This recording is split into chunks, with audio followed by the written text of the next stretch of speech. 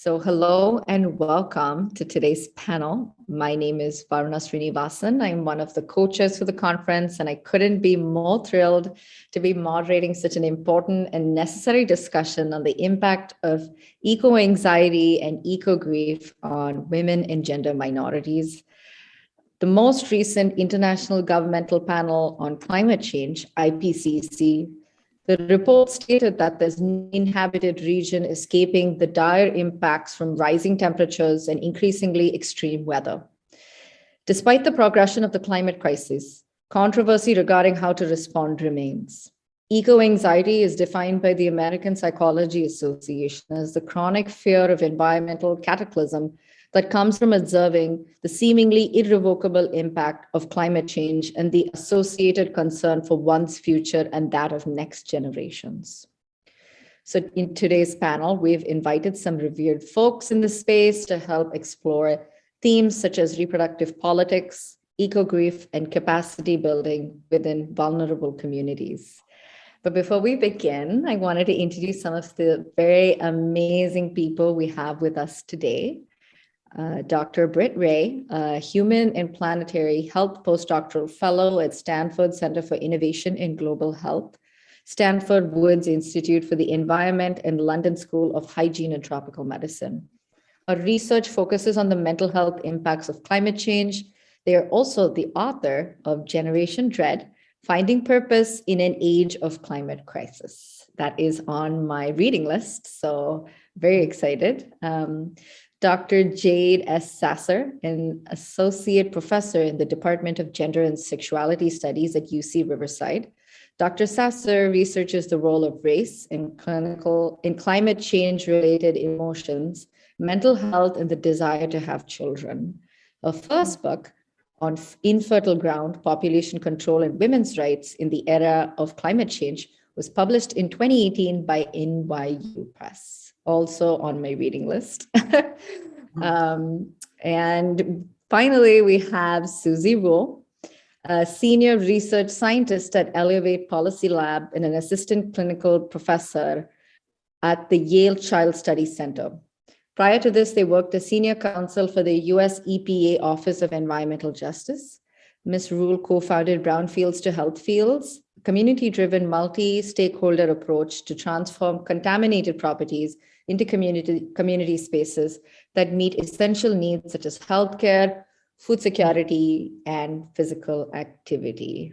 Wow, I think that I'm in the presence of some amazing women, and I'm very deeply appreciative of your presence. I want to give a quick shout out to our sponsors, Aura, which is an anti-anxiety app, and Belonging at Yale, a space at Yale that facilitates diversity and inclusion. And now I would like to move on to the actual panel itself. So I wanted to dive in mainly by first asking all of you, what led you to do this important work? Was it one sudden realization, a series of moments, or something else entirely? And I want to start by asking Dr. Ray. Thank you so much, Dr. Srinivasan. It's so nice to be here with you all today. So my foray into this area of work actually started from a very personal and emotional place. I have certainly experienced profound ecological grief and eco-anxiety, two phenomena that we will discuss further here today. And mine became sharp around the question of whether or not to have a child, a reproductive dilemma that many people are reporting experience with now as a result of the dire threat that the climate crisis presents us with. Starting in 2017, and I became so curious about this emotional and psychological response I was having that I wanted to know how it might be showing up in other people, particularly because at that time, this discussion was rather underground. I wasn't alone, but I felt like I was alone. And so in the years since, we've seen it really emerge. It's now something that scholars are studying and many journalists are reporting on, and many young people are voicing themselves. However, that's been a dramatic shift, and it's really only one sliver of the more wide-ranging psychological impacts that the climate and water eco crisis is having. So I started writing this book that looks into these matters called Generation Dread, which was published this week, actually, and shift my focus of academic research from my former field of synthetic biology to the mental health impacts of the climate crisis, and specifically what this means for youth, who we know are a globally distributed, vulnerable population to the psychological pressures that we're seeing at this time from climate. Mm-hmm. Yeah, absolutely. Susie? Sure. No, thank you so much. And thanks for including me in this really important topic, and the founders of the organization to bring this focus on women's health. It could not be more timely, women's mental health. And the question that you pose about the catalyst of my work, it's a little bit of a different lens from what we were just talking about. But basically, as a child, I got very angry when I was told that I couldn't swim in the creek in our backyard because it was polluted. And I remember looking up at the sky and wondering if I would see birds flying when I was an adult. And then when I became a teenager, I became incensed at the historical and ongoing abuse of Native Americans who treat their earth, to treat the earth as their mother. And I basically found myself in law school, and I found the field of environmental law, and I got a master's in public health and in epidemiology, and I started a public interest law firm that was designed to work with those people who were bearing the burden of pollution, disease, poverty, and crime, and who were dying premature death from lack of access to basic needs and services. And that basically started me on this journey of working with these communities who were impacted by pollution and premature deaths, and who were suffering from not just anxiety, but from literally premature deaths. And we forged a momentum, and we forged some approaches that would allow us to assail the contamination and ultimately fix the system that were causing all of this despair. And essentially, by applying the anger that we had, or the anxiety that we had to create the anger, which created an approach which would use authorities and other opportunities to get relief, that became my method of intervention, my method of coping with the eco-anxiety. And it started me on the path of working with amazing women, because women are the ones who are predominantly leading the community-based organizations, and how they coped with all of the above. And overcame their anxiety to produce real change in their lives, in their children's lives, their families' lives, and the community's lives. Thank you. Dr. Satzer? So also, I want to start by thanking you for inviting me to participate today, and for hosting this really important conference and having this panel. For me, I am a scholar of reproductive politics. I've been thinking and writing about these issues for about 15 years now, and coming to questions of environmental and climate-related emotions is something that I never expected to do, but I came to it because of my research on reproduction. And for me, it was a particular specific series of events. So those events started in September 2018. You mentioned the IPCC, which is the Intergovernmental Panel on Climate Change. They wrote a special report in September 2018. And that report laid out the changes that would have to be made to limit planetary warming to 1.5 degrees Celsius. In the report, they said we needed to make rapid, far-reaching changes to avert catastrophe, and that we only had 12 years to do so.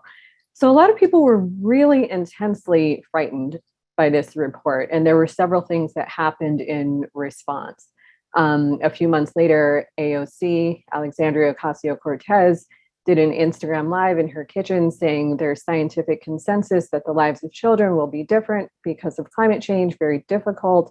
It leads young people to ask a legitimate question: is it okay to still have children? Immediately afterward, Miley Cyrus did an interview where she said, quote, "We're getting handed a piece of shit planet, and I refuse to hand that to my child." until I feel like my kid would live on an earth with fish in the water, and I'm not bringing in another person to deal with that. So these big public statements were being made. And then there were a couple of movements that were started in the immediate wake too. One of which was started by an 18-year-old in Canada. She launched a pledge called No Future, No Children. She wrote that she was giving up her chance to have a family because she didn't want to have them if she knew or didn't feel that she could keep them safe. And she launched a pledge. Within 24 hours, 300 people signed that pledge. And within 8 months, 10,000 people from around the world also signed the pledge. So for me, that was the catalyst for doing this research in earnest.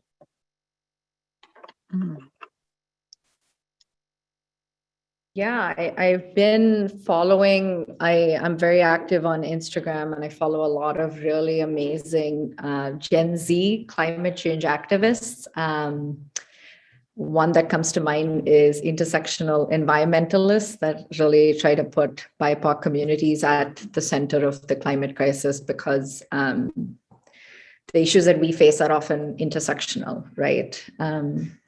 So I did want to move on and ask Dr. Ray, focusing on the theme of eco-grief and eco-anxiety.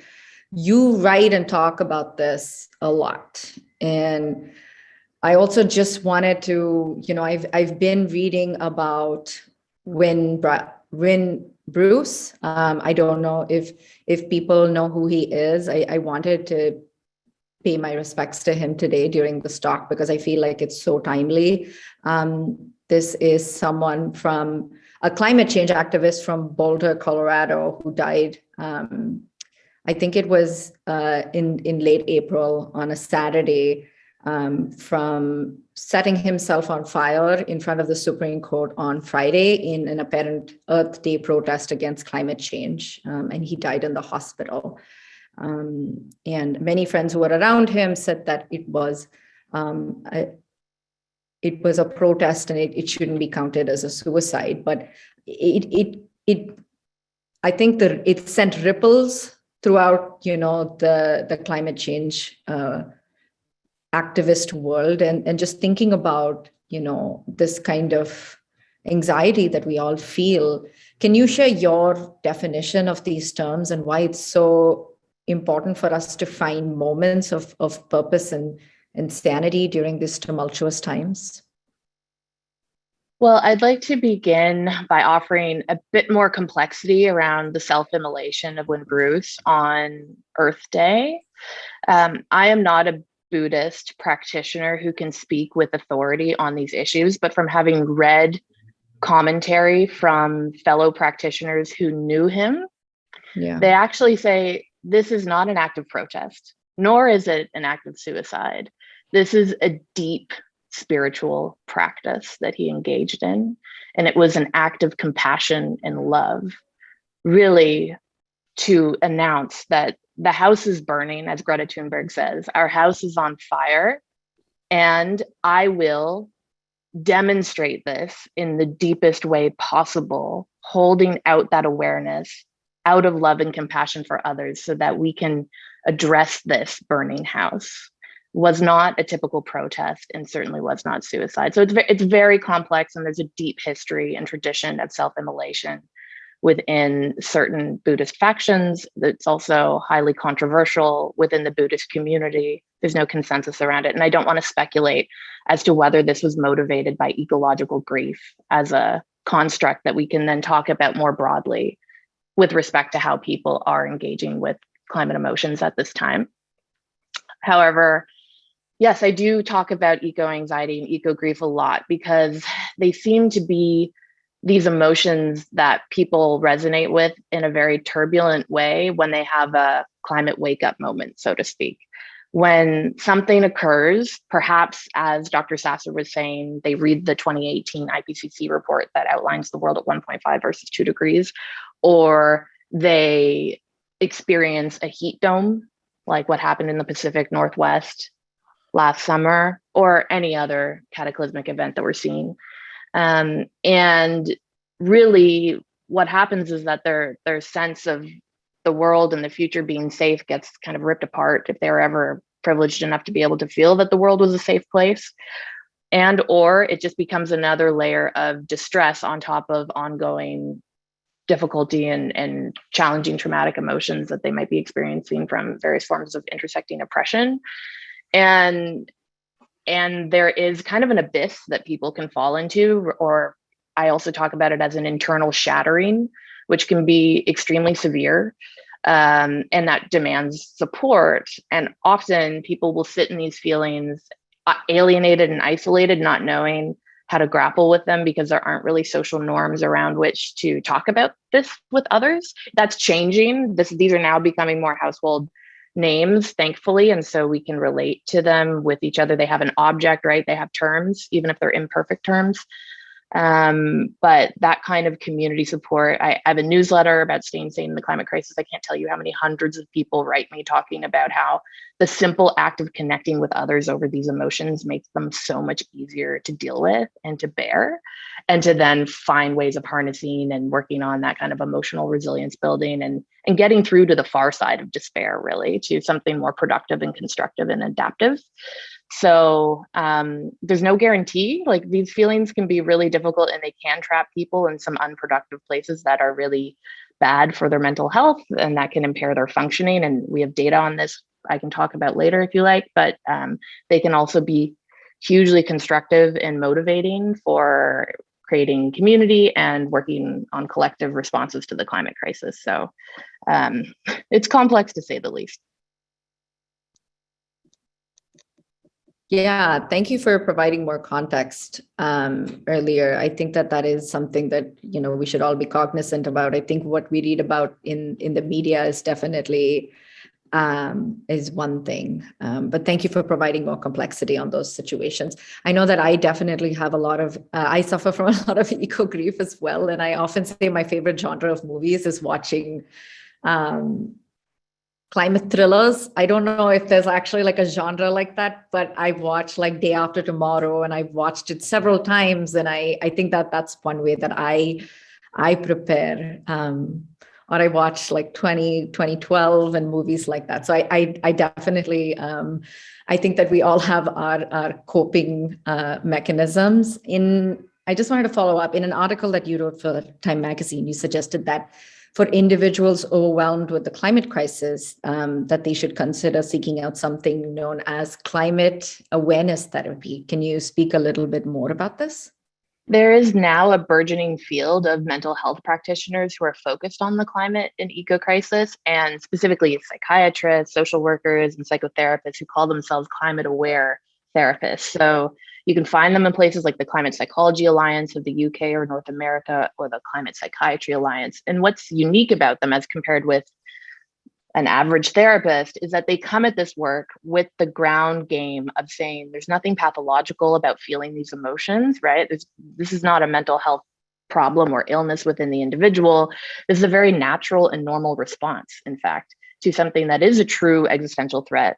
And therefore, our bodies are adapted to point out something that is anxiety inducing that we ought to try and address to reduce the threat. This is the response that we're having, right?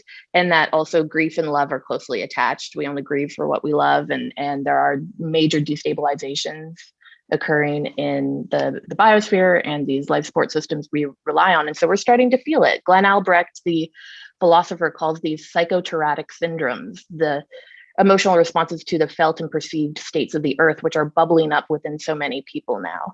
And so these climate aware therapists are available to help people cope with the heaviness of it, but will never say, okay, it looks like you're engaging in some catastrophic thinking.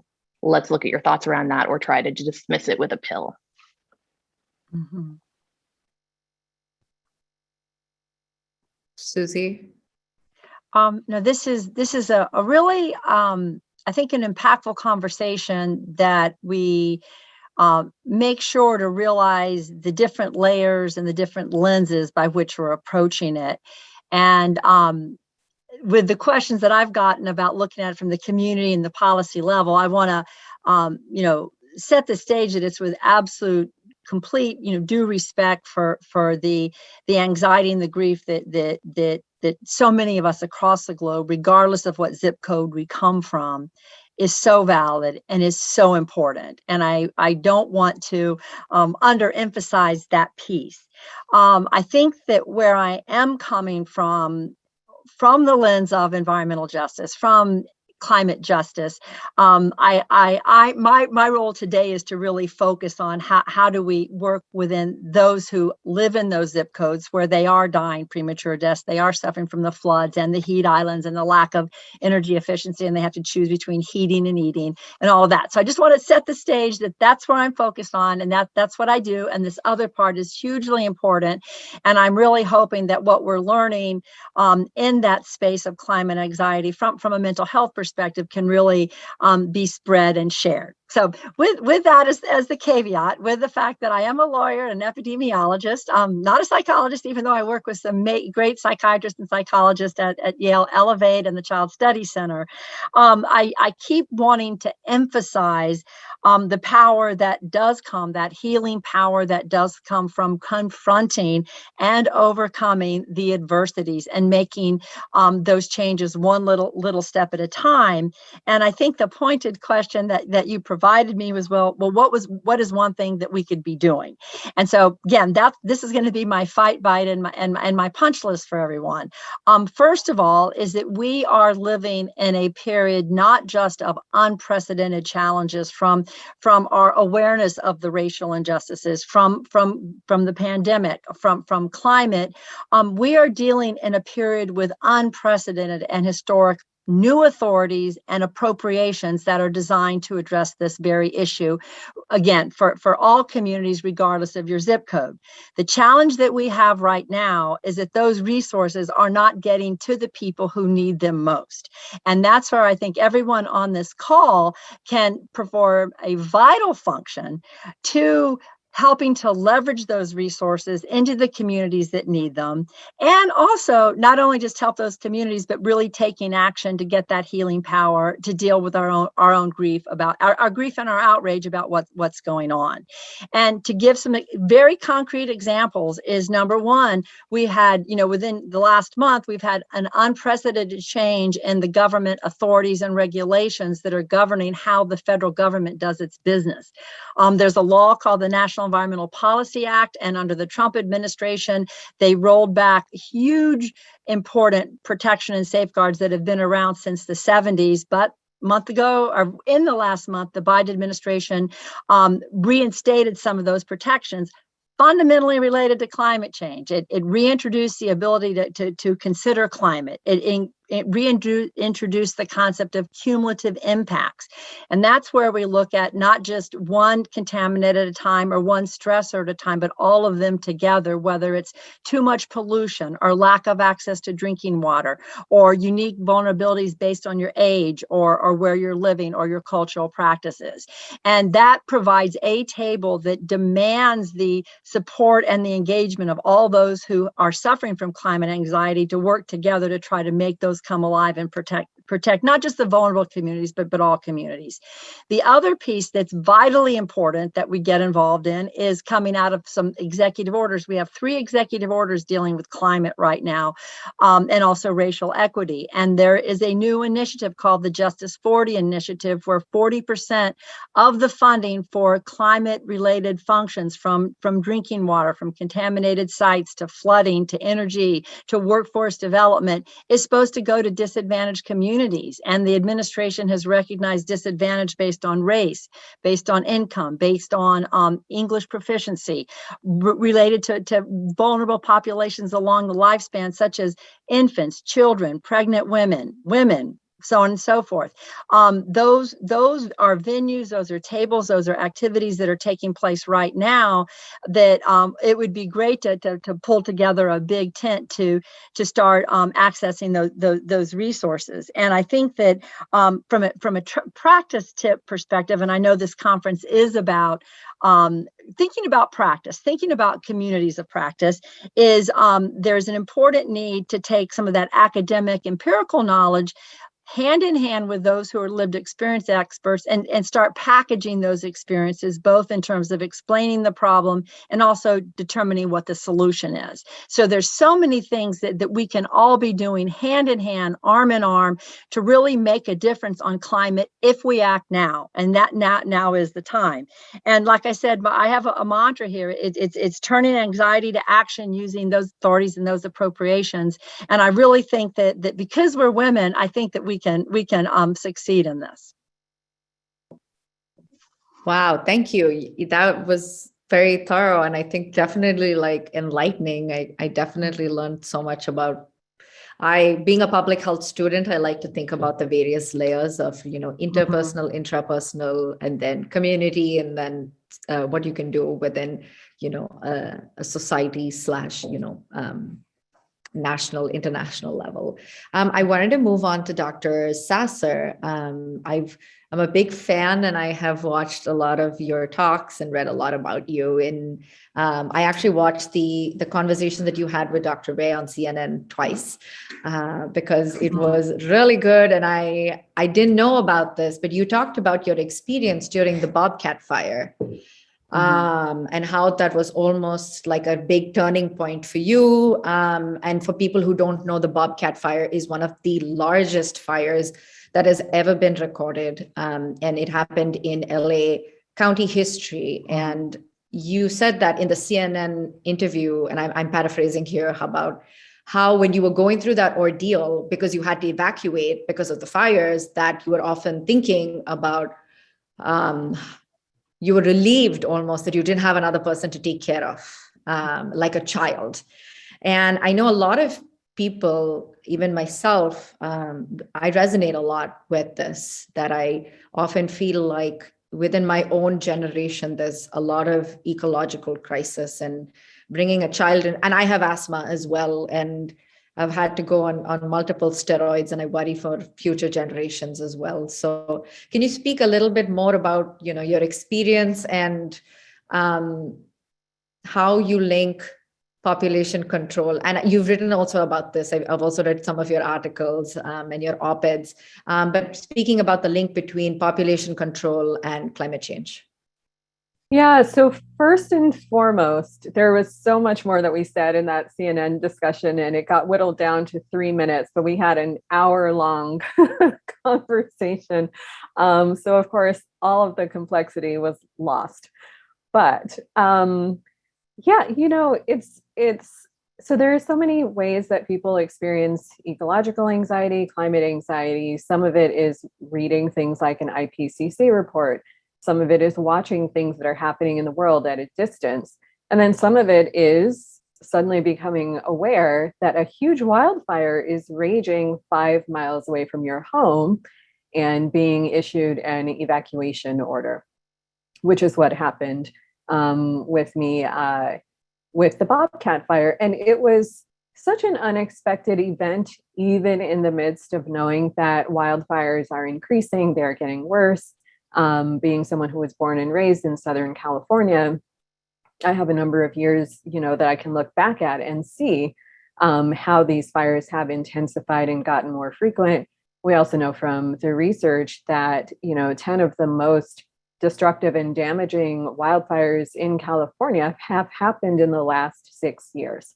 So they are increasing in intensity, frequency more recently. The thing about what I am studying in my research and really want to emphasize is that the issue around population and population control is really not at the forefront of how a lot of young people are thinking about their own reproductive plans. For a lot of young people, they're really looking at their own lives and saying, can I morally and ethically justify having a child or starting a family under these circumstances, under these conditions? Young people are looking at their broader experiences with mental health challenges and struggles, and saying, am I in a place where I feel comfortable, where I feel like I have got my life together and my ability to sort of take care of another person together well enough to bring another person in?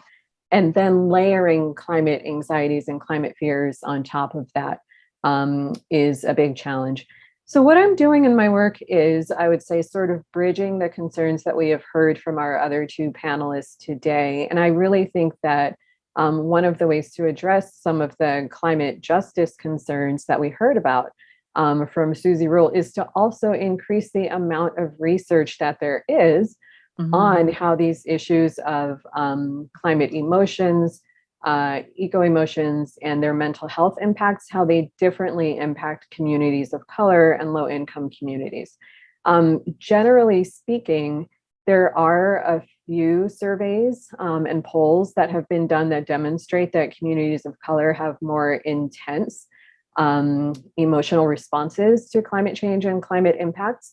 But generally speaking, the research on climate emotions and mental health has tended to be race blind in the past. And we all know that race blind means that communities of color are excluded. And given what we know about how climate crisis is intensified among marginalized communities, we cannot afford to do that race blind research. So one of the things that I have done, I did a national survey last year. There were over 2,500 respondents. It was a study that specifically looks at race in the context of climate emotions and reproductive plans.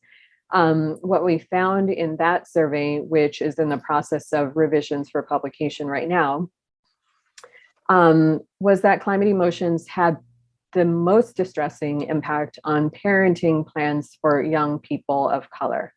People of color who were already parents in the survey were the most likely to identify anxiety and fear as their primary feelings about both climate change and parenting.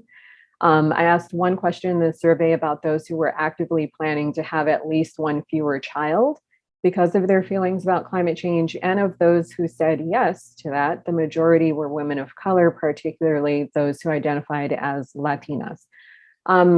And so how to think about that is in this broader context of social vulnerability, social marginalization, how communities of color and low impact communities are left disenfranchised and far less likely to recover and be resilient after climate related disasters occur. And the hope, I think, is that increasing the amount of research that demonstrates the emotional and mental health impacts of climate change on communities of color can serve as a justification for including mental health resources within a broader, more comprehensive framework of climate justice.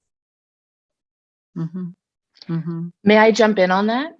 Yes, please. We're finding a lot of things that support what Dr. Sasser is saying in some of the research that my colleagues and I are doing as well.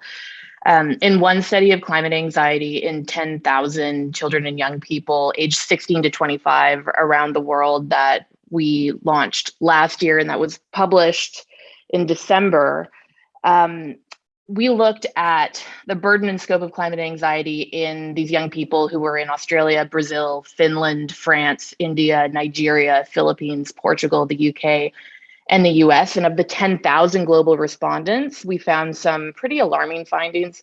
45% of these global aggregate young people said that their climate awareness actually impacts their daily functioning. So interrupting their ability to eat, sleep, concentrate, work, play, be in relationship, that sort of thing, study. We found, however, interestingly, that this impaired functioning was highest in low-income nations that are predominantly populated by communities of color. So India, Philippines, Nigeria, instead of being around 45%, it was more around 67% of these young people in those countries reporting impaired functioning from climate anxiety. And 75% of the young people in total said that the future is frightening. 56% said that they endorsed the statement that humanity is doomed. And 39% of them said that climate change makes them hesitant to have their own children.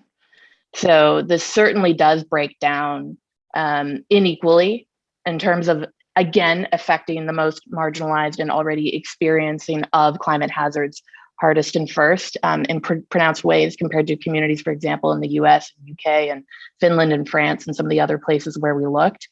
And importantly, back to the community of mental health practitioners focusing on climate change, climate aware therapists understand that they are not enough to be able to address this, right? And that we have to really explode the biomedical model and go beyond one-on-one therapy visits. We have to get into communities where those who are experiencing the impacts now are existing and help people take shared ownership over their own mental health through justice-oriented frameworks.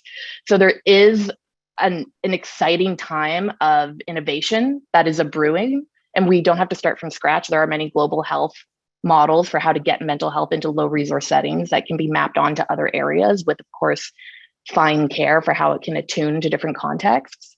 But it's early days, and certainly we need to take a decolonial approach to what mental health in the climate crisis is, what it requires, and where it can go in the future if it's going to be of help and not just continue serving the privileged few. Mm-hmm. Yes. Can I jump in? Yeah, I just wanted to very quickly announce. So Dr. Ray had actually submitted a polling question a couple of days ago, more than a week, and we actually put it on our Hoover app, and we had 115 people answer the poll. And the question was, do you see eco-anxiety and eco-grief as constructive responses to the ecological crisis? And 39% said yes, and 52% said not sure. So I think that's almost a sample size of attendants who work in the mental health space. So I just wanted to put that in. Thank you for submitting that poll question. I think that it was definitely thought provoking. On to you, Susie. Yeah, no, this is a great conversation, and I heard two prongs. So I heard one about policy and one about practice. And speaking to the first, again, this is a call to action. The president announced his national mental health strategy about a month ago, and he is highlighting youth. But guess what? Do we think that eco-anxiety for youth is even mentioned? Absolutely not. It's focusing on the role of social media. Now is the time to act. Now is the time to tell the president that he needs to be including eco-grief on the youth population in his national strategy. And so that is an action that can be taken as we speak, right? So that's one thing. The other part that was very interesting is that I've spent a lot of time commenting on the federal government rulemaking and their executive orders, and from the agencies that are dealing with climate. I've had an opportunity to present testimony. And so I reached out to my colleagues, faculty at the Child Study Center, who are providing inpatient and home care, outpatient care on mental health for children. And I asked them if they could offer me any insight on what I should be commenting on, and whether their patients and their clients, where there is a huge surge now, brought up climate. And they say nobody ever brings up climate. And so I think that what we've got to do with some of these surveys, it's not that they're not impacted by climate. It's not that they're not at the front line of being impacted, but it's the language that we're using, is how we're asking these questions. And I think that what's happening is the people, again, who are bearing that burden are not getting pulled into the conversation, whether it's data about the problem or data about the solution. So I love the idea of research, and I think we urgently need more, both about the problem, but we also need research on documenting the benefits of the investment of programming to solve the problem. So come on, researchers, come to the forefront. We need you as well as the clinicians.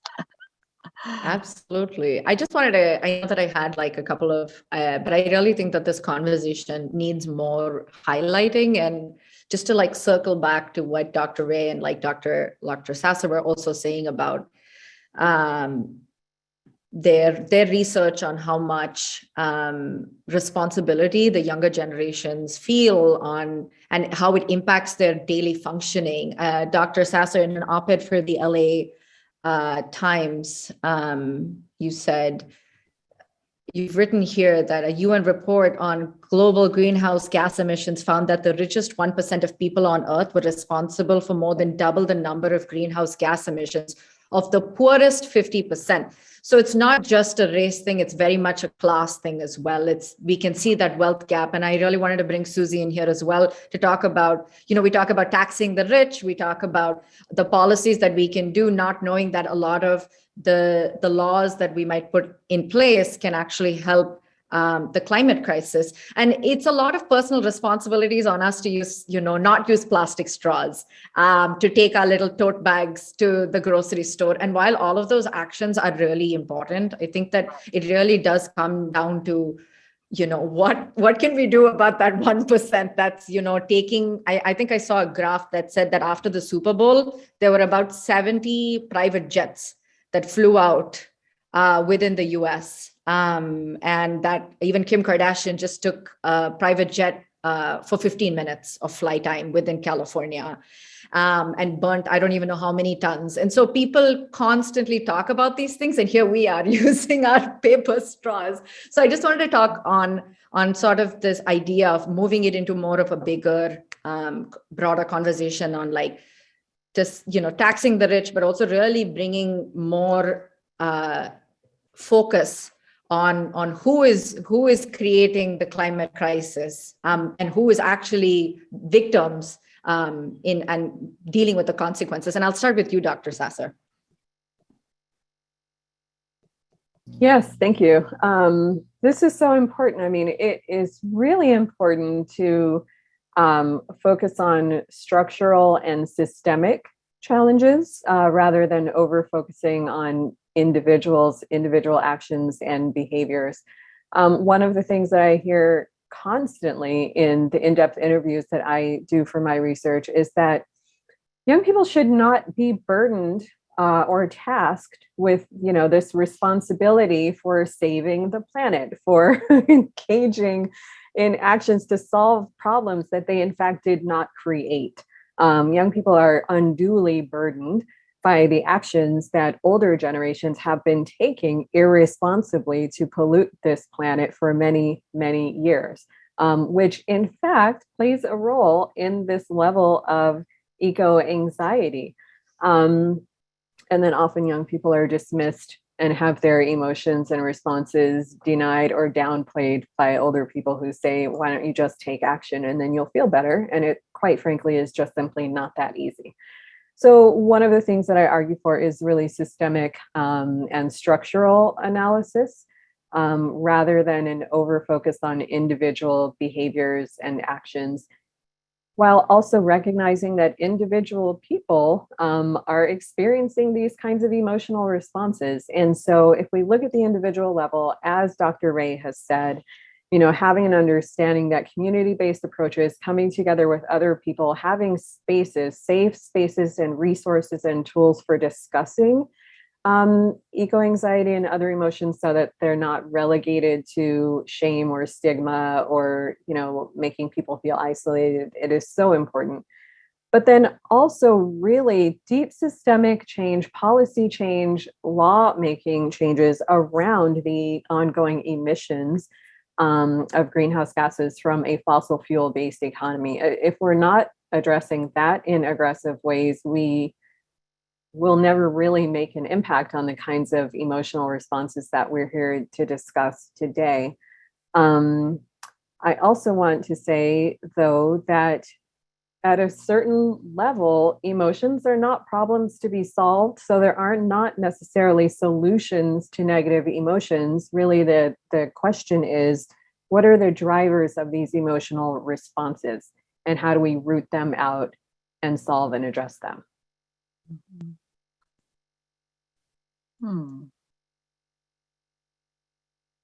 Yeah, I'll just briefly hop onto that. It's funny because there's a lot of fervent interest in what interventions can take eco-anxiety away or the eco-grief away or help someone overcome it or beat it back or paper over it. And to Dr. Sasser's point, the intervention is climate action. The intervention is drawdown of emissions, right? That's the main threat source. And when we go for it at that level, we have the most effect on protecting mental health in the long run. We can't meditate our way through this if emissions continue to rise and threaten all that we hold dear and, of course, tarnish our landscapes and homelands and livelihoods and all the rest of it. So it really does demand an inside-out approach. I do find that there's an unfortunate knee-jerk reaction to often say, it's so urgent. We just need to focus on action out there with policies and technologies right now, and how self-indulgent to think about emotions, right? Which really creates an unnecessary split.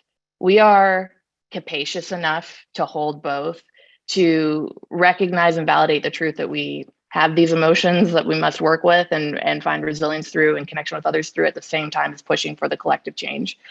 And I hope that that can be tolerated more as we move forward in a hotter Earth. And I would just jump in, and again, for the survival of us as individuals, and for survival of us as a society, and for survival of the planet, we really have to get granular. And I think that when we look at the climate issue, we do have mitigation, which is about the reduction in greenhouse gases, which is absolutely critical. I spent half my career suing the polluters, and a lot of times working hand in hand with the community members, winning, shutting down and going after multinational corporations. Climate mitigation is big, and we've got to deal with it. That's one category, but also climate adaptation is also equally important. And I can tell you, back in a couple of years ago, when there was a confrontation between destroying the air and wanting to allow hydraulic fracturing, because it was my lawsuit that first called out the practice of hydraulic fracturing, because toilets were exploding in rural Alabama because of the coal bed methane gas extraction. And we won in court and said this practice had to be regulated by the Safe Drinking Water Act. The environmental organization signed off on an amendment by Halliburton, Dick Cheney, to exempt that from the Safe Drinking Water Act. That's a concretized action that took place back in the late 90s that has set the stage for where we are today. And so I think that if we are going to get to that survival mode, we have to get very real about ourselves and that individual self-care, which starts, and we have to be able to take action, and we have to take action understanding where that action is headed. And we can't do it all, but just be very intentional about knowing those different strategies. And I think, and again, the final point is absolutely the voice of the youth is critical. And again, I'm just trying to deepen that voice of the youth so that they can clarify all those different points, because the points of their anxiety become punch list for action on practice and policy levels. Well said. I know we have 2 minutes left, but I really want my last question. And I know that this is my co-organizers are probably like running out of time, but I could have this conversation forever. Just a really quick rapid fire. Before I end the talk, what is one resource you recommend for individuals struggling with eco-anxiety? Yeah, maybe Dr. Ray, I can start with you if you have Sure, one. It's super simple. I'll drop the link. It's allwecansave.earth/emotions. It's a list of resources that I co-curated with the people behind All We Can Save, the feminist climate anthology, taking diverse forms of eco-grief, eco-anxiety approaches that people have come up with in the last few years, making freely available in most cases. So hopefully a one-stop shop for people. Dr. For some Chapter? ideas. Yeah. Yes. I will just camp on to, I'm sure that any resources that I would recommend are probably also in Dr. Ray's list. The other thing that I would add, though, just to get back to this question of reproduction and families, creating the family of your desire is a human right. And the thing about that is creating and having family support is actually one of the things that can serve as a buffer against challenging emotions and against social vulnerability on a broader scale. And so I just want to complexify this conversation. Yes, many people are questioning the ability to have families in the future because of climate change, but also it's important to understand that banding together with family and with community can be a really important emotional protective force against these really challenging and distressing emotions. A valuable resource. Yeah.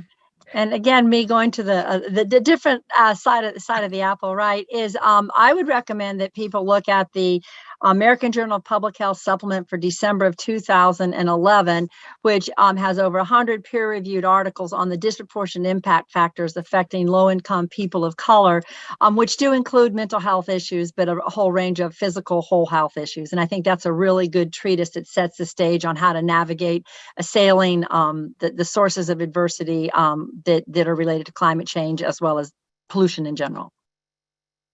So that's the American Public Health Journal 2011, correct? Correct. Supplement. Okay. Supplement. Okay. Yeah. Just so that we can share it on Hoover. Anyway, so there you have it, folks. Thank you for letting me go 1 minute over. Thank you again to our wonderful, wonderful panelists, Dr. Ray, Dr. Sasser, and Ms. Fool. It has been so amazing to have you here. What an enlightening and inspiring conversation. Very complex and nuanced. And the 15 minutes didn't encapsulate the decades of research that have gone on and will continue to go on. So thank you so much. Our sessions will continue right after this at 3 p.m. Thank you again. Thank you.